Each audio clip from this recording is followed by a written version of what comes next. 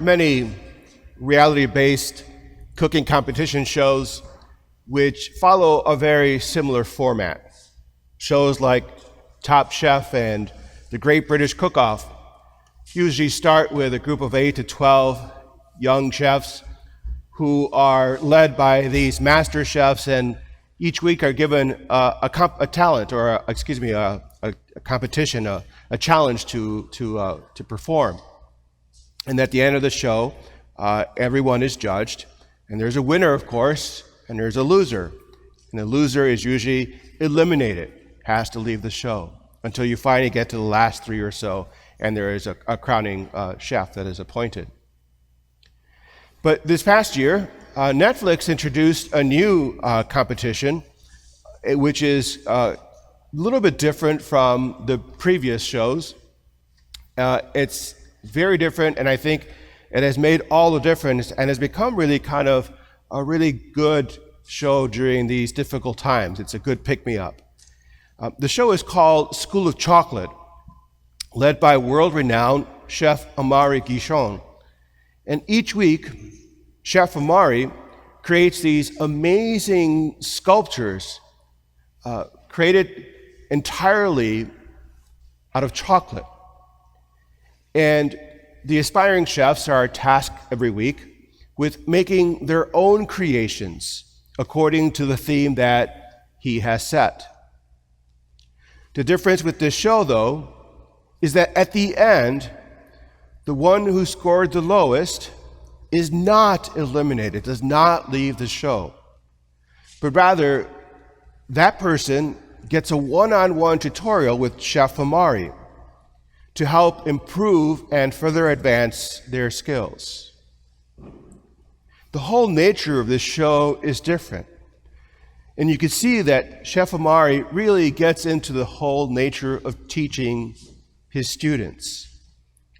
He wants them to learn, he wants them to advance and to develop their skills and talents. It's not a show about, let's see who we can trip up, who we can get to fail, but rather, how can we teach young talent to make beautiful creations made out of chocolate?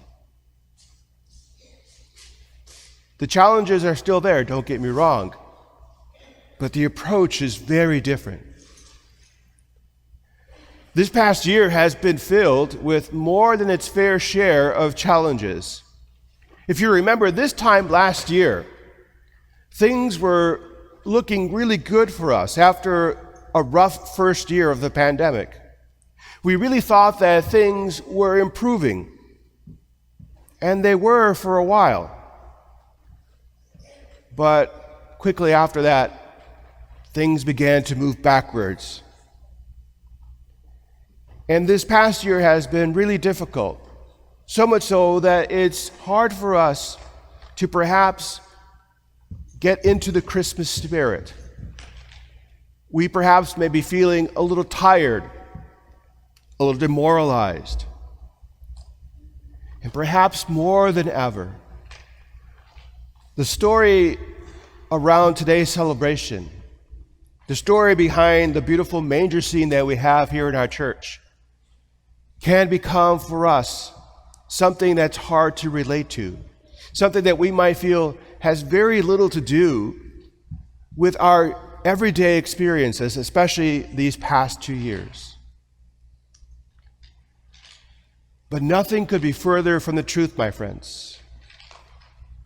Our lives, our world, this past year, these past 2 years, have many parallels between our lives and the first Christmas some 2,000 years ago. Fear and anxiety getting you down? The stories leading up to Jesus' birth, and even after his birth, are filled with much fear and anxiety. Mary is deeply troubled at the news that God has asked her to be the mother of God. Joseph is concerned when he learns that Mary is with child and he is not the father. And after Jesus' birth, Mary and Joseph flee in haste to Egypt to protect the Christ child from the hands of the wicked intentions of King Herod. Social distancing getting you feeling lonely these days? Mary and Joseph knew all about this. With no extended family to be with them at a most crucial time, and a joyous time as well, they are quite literally socially distanced from their loved ones to share in the burdens and joys of childbirth. Masks and health mandates having you feel weighed down? In those days, a decree went out from Caesar Augustus that the whole world should be enrolled, the whole world. And this was the first enrollment. When Quirinius was governor of Syria, so all went to be enrolled, each to his own town. And Joseph too went up from Galilee, from the town of Nazareth, to Judea, to the city of David that is called Bethlehem, because he was of the house and family of David, to be enrolled with Mary, his betrothed, who was with child.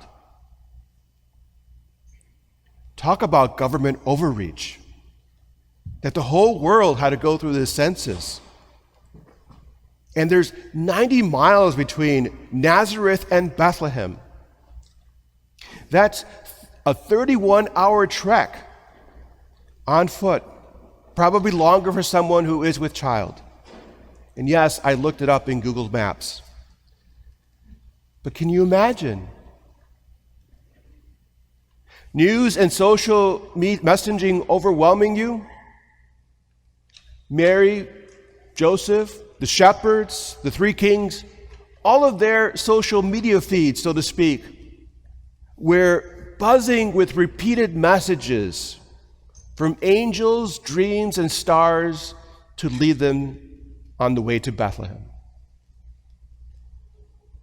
Supply shortages getting you frustrated? You know where I'm going with this. There was no room for them in the inn. You see, my friends, the difficulty with the story around Jesus' birth is that we've become so familiarized with it, and we've, over the centuries, tended to romanticize the story, that we forget that this was a difficult thing, that there were many challenges that Mary and Joseph had to face, that these were difficult circumstances. But here's the good news. The good news is not only that God chose to become human like us, but that also God chose to be born in the most difficult circumstances of his time. Why? So that we might know the true meaning of the name Emmanuel, which means God is with us. God is with us in all the joys and the happy moments of our lives, but perhaps even more so, God is with us in life's most difficult moments, because that's the environment God chose to be born into. Because that is the environment that we often find ourselves in, including now. My friends, these are indeed difficult times. But know this, that these challenges are not meant to be a test. God does not send out tests to us. God does not want to see if we're going to fail or not. God does not choose to eliminate us at the end of the competition. Rather, God chooses to walk with us. That is why God became human, to help us, to walk with us, to teach us. For we are all in a school. Not a school of chocolate, as beautiful as that sounds, but rather we are all in God's school of love.